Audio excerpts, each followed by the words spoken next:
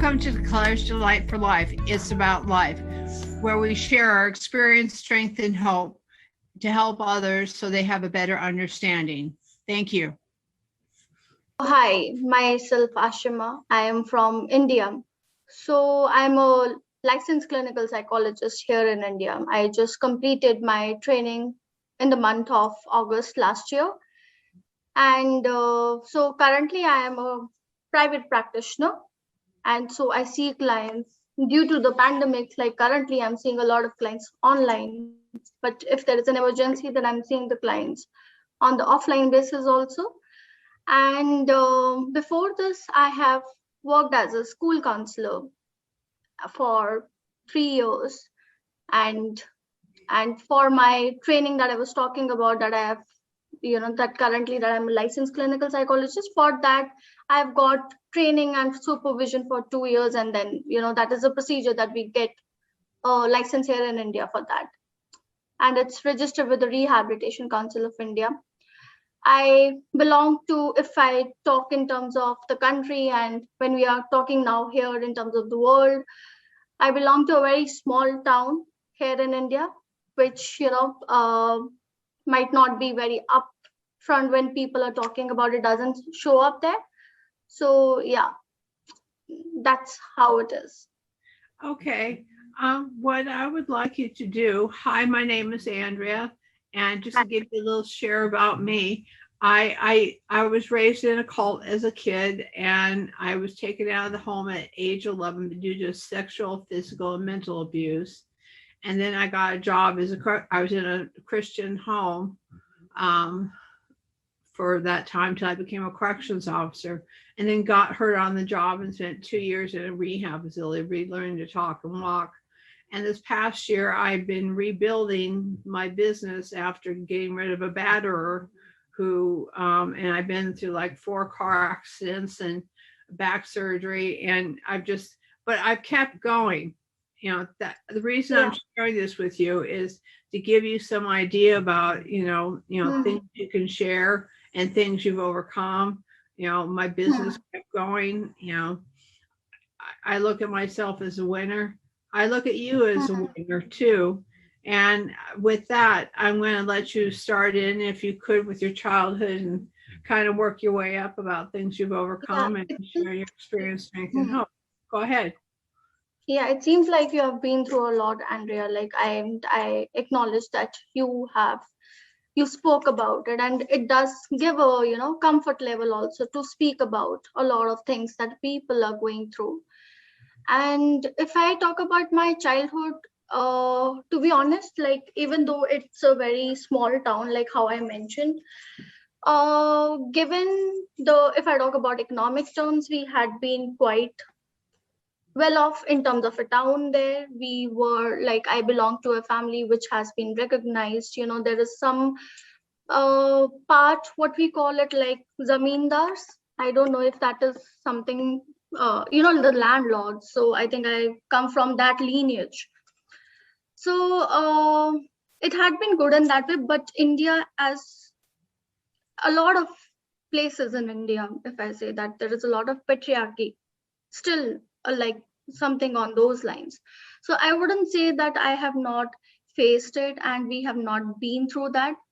So given though I had a lot of exposure in my studies and education, and my family was supportive about it, my father was supportive about it, but there were concerns like, being a girl, that you can't step out from some like beyond one radius. So I was allowed to go for my higher education, like after my 10th standard or plus 2, like for around, I would say 3 hours. That was from a place where I studied in a hostel, and that too, it was something, I would call it liberating at the same time, and because it was the first time, and it felt like, okay, might be I wouldn't be allowed to do that, but it did happen. Given there was some struggle due to the insecurities that comes up because of the societal pressures and everything that a father, I would say, is, or a family is experiencing from such a place. So moving from there, and then getting an exposure, and then moving from that like within 100 kilometer, then moving beyond that and able to do the higher education. Like for that, I'm saying that there had been a lot of struggle with that, given permissions didn't come easily, but then it was one step at a time. And then I think I have been able to finish in terms of education, like after my plus two till now 7 years of education. So I had been out from my hometown for around 8 to 9 years. So I think when we are talking about the struggle, so struggle was more about to let yourself like having your own identity there. That was more of a, forming your identity, and people letting you to have the identity that you want to have, not that they wanted you to see as like a good daughter or a good person, something on those lines. Has anybody in your family gone through a lot of struggles or challenges that the families had to help with? Not like the struggles, when I understand, when we are talking about the struggles in real terms, but then the struggle that I'm mentioning about having an identity itself and stepping forward was something very big. So beyond that, the struggle was not, I would say it in a way that I don't know, like what you would be looking for. But then, just to interrupt you, everybody's struggles are different.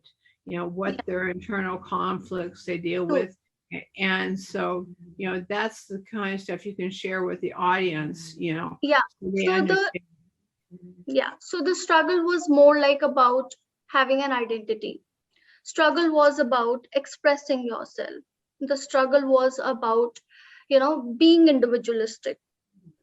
So this, when we talk about, collectivism, so in India it's seen as, the family units. It's not something that you can do things separate from them and then you can do and go things on your own. I wouldn't say it's true for all the people here, but then when I'm talking about certain culture and certain places, so it's like that. Now that you graduated from school and stuff, do you want to share somewhat about what you deal with, in your business and, how that's going, and, share how you got that started and why you got that started, and, the reasons behind that, maybe your struggles or your challenges and the triumphs you come through to do your business? Yeah, so business is currently the very last stage. Like, if I would say that when I had to step out from my undergrad only from the house, it was something that, I was introduced to the subject of psychology. So it did, intrigue me a lot, that where you can understand human behavior in so many possible ways, and then you can go and, help people around. And India, again, if I'm saying that there is a lot of things around stigma and, related to the mental health disorders. I think that is around the world itself, but here the access to the health resources or the mental health resources, and because even if it is there, so because of the stigma around, people don't, go and look for, and like, they don't access it. So getting into this field was more about creating awareness amongst the people, and then to help them and to just move forward along with them. So from there, it was like from undergraduating like to postgraduate. And then I think there was, again, when I'm talking about the journey, here the setup was like, given the patriarchal society we live in, it's like at the age of 24, 25, you are ideally expected to get married, and this is the kind of a pressure that a family goes through, a societal pressure, I would say. So those were the things that were being, expected, and those were the things that was normally a person would go in, like sometimes. So fighting for the thing that, okay, I want to study ahead. It's not just with the post graduation, it's just I want to work for some time. So it was, again, a lot of challenges that came with it. So if I say that to get into a job, working for 3 years as a school counselor, along with the pressure that always that you are expected to look for, choose a groom, and that too with the expectations of what your family wants you to do it, like the guy that they are looking for. So it becomes more difficult that way. So doing that and beyond that, moving from the like it at one point when I was working as a school counselor, I felt there is something more that I can learn, that whatever I have received as my education, there was a very lesser form of practical knowledge that I was exposed to. So it was understood that I wanted to go for a higher education at that time. So going for that, it again became a challenge to come back and tell your family, okay, this is the time that you would want to study and you don't want to get married or settle in the way that they think of. So, you know, again, it was another challenge. And then doing the MPhil course and then getting into this. And there was a lot of struggle in terms of getting into the course itself. Given there was a lot of competition, I kind of cracked examinations for around 7 institutes in India. That's a national level examination that happens. But then I was not able to get, into any of the institute, given up. I didn't have a lot of practical exposure, a clinical exposure. So there also talks about, a difference in the kind of education and how it should have been. And these are the things I would say is missing at the same time currently. Like there are, I would call it some here bits and bits of, I would call it lag of, that flaws in the education system, I would say.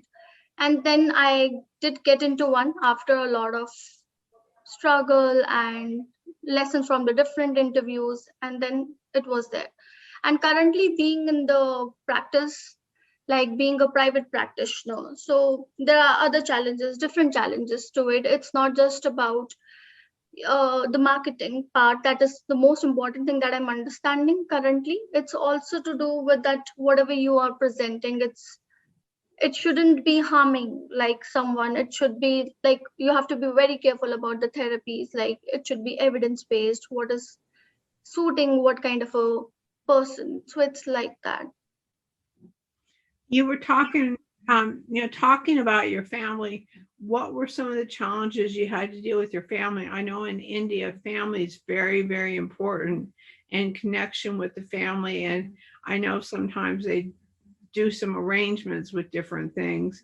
And you probably know what I'm talking about. And how were you able to deal with those kinds of things in your family? I know you said your father was supportive, but what about the rest of the family as far as, telling them about what you wanted to do and how you wanted to do that? So would you mind sharing that for our audience? No, there's no problem in sharing that. The thing is that again, it was a very mixed feeling. So it's about what kind of struggles. It's again, like as I mentioned, to be in the to mention and say that you talk about individualism is something very challenging.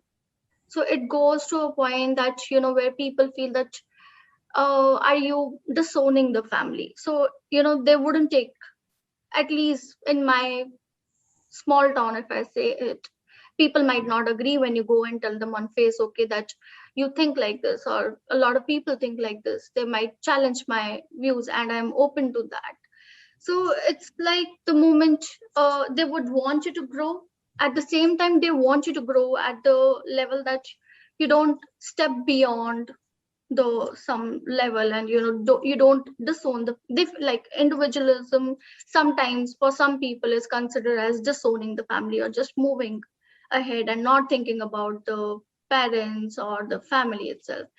So in terms of my other family members, I don't think I did have a lot of problem with them, given they had been equally supportive. But the problem that was coming up was like with certain age, that they were fine that when I was studying till 24, 25, I would say. But beyond that, it was a lot of pressure about getting married.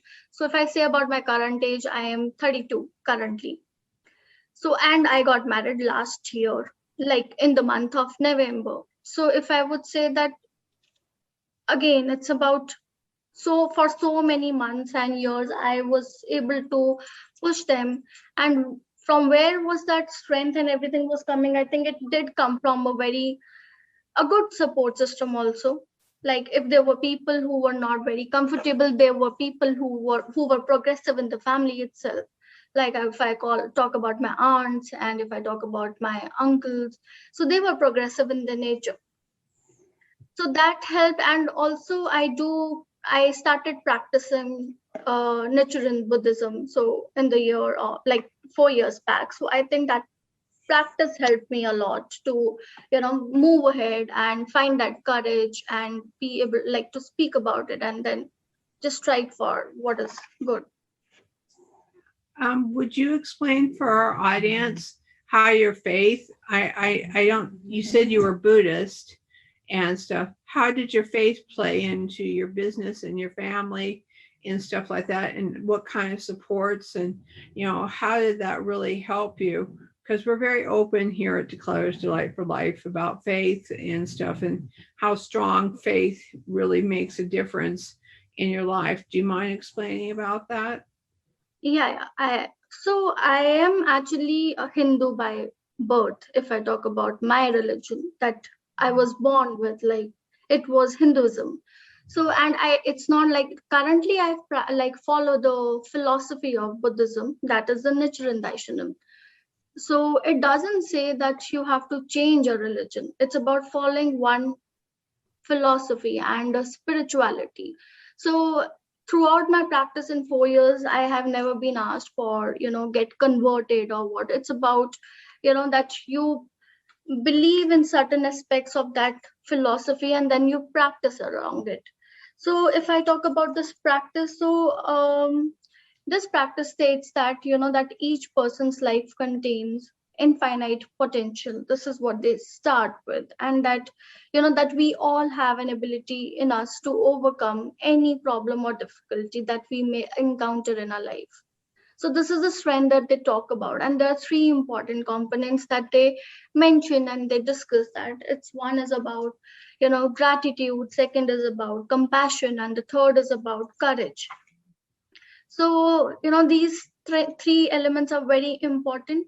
And if I would say it like how the struggle I'm talking about myself, even though I felt I had a lot of that I can come and say it on the front that this is what I want in life, but that somewhere I think that sometimes was missing was the element of compassion to understand what the family was going through, how to explain it to them.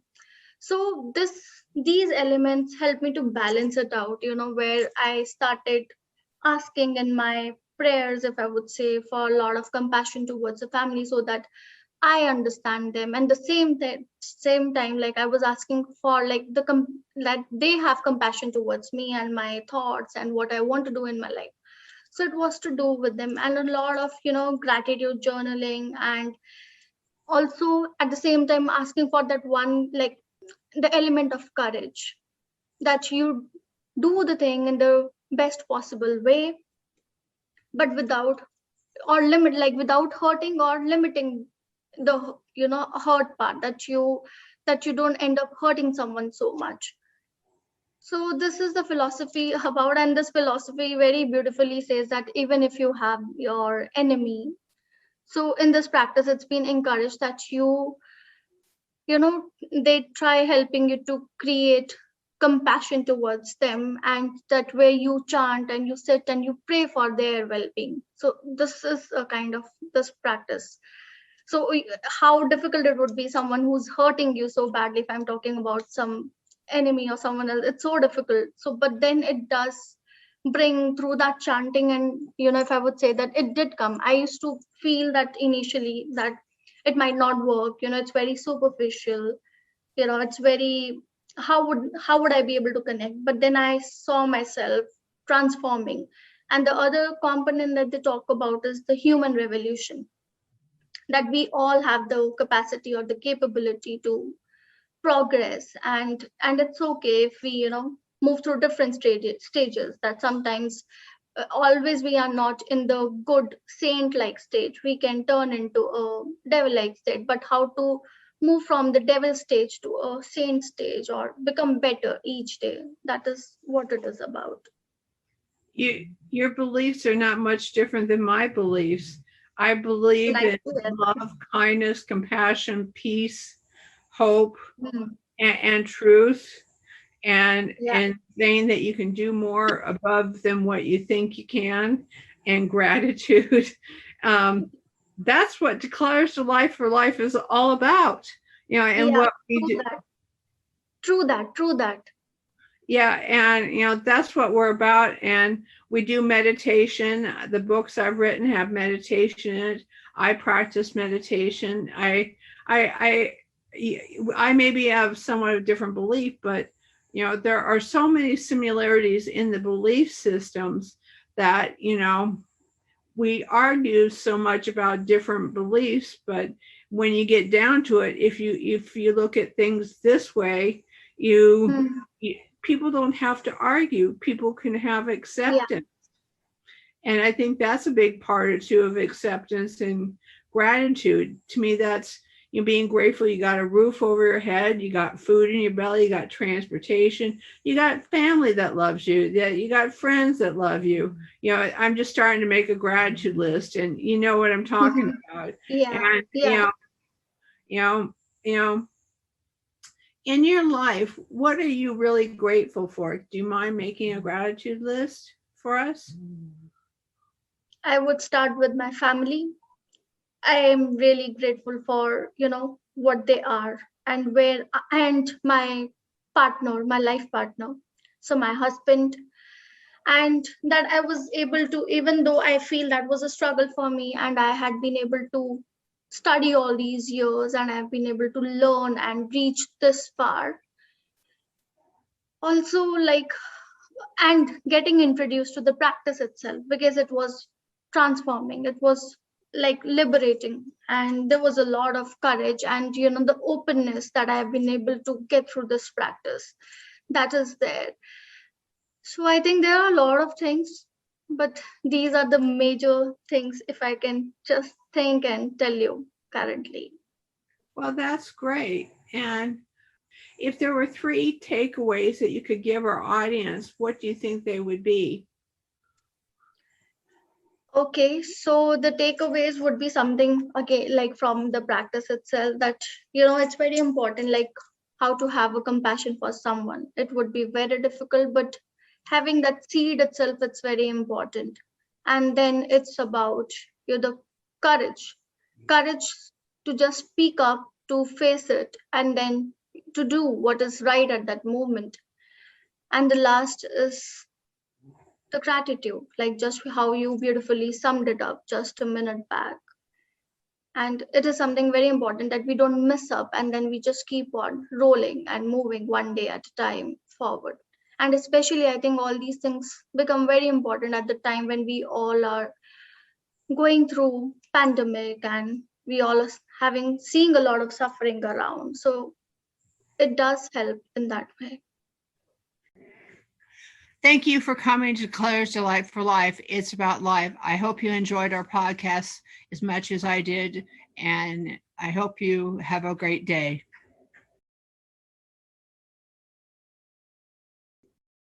I also want to let you know that we are on the platforms of Facebook, Twitter, LinkedIn, TikTok, Instagram, and Pinterest. And I would gladly check you out and check these out, learn about what we're doing and great things that you can learn. And also check out our website, Declares Delight for Life. It's Declares Delight for Life, DECLUTTERS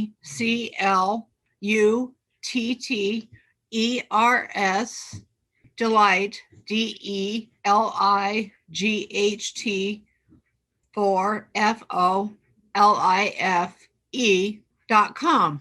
I know that was a little bit long to spell out, but what I would also love for you to check out and share this information with others and share them about the podcast, because it has great value, because you can learn about the experience and strength of others. and that experience and strength in others can go within you. And I would also love you to check out our books, Clutter to Declutter, 28 Days to Declutter Your Mind, Declutter Your Mind for Now. And if you think about it, in the next 2 months, we're going to have another book out, The Secrets to Overcoming Depression, Anxiety, and Stress. And I know for a lot of you out there, these are things that you can address. And we have these, and they were done from the heart, from me to you. And over the next couple months, you will see things out also in audio and video with these books. And check it out. I hope these would be of great value, because that's what we want to give you: great value and love, kindness, compassion, and hope and love and truth. Thank you. And I appreciate everything and who you are. And thank you.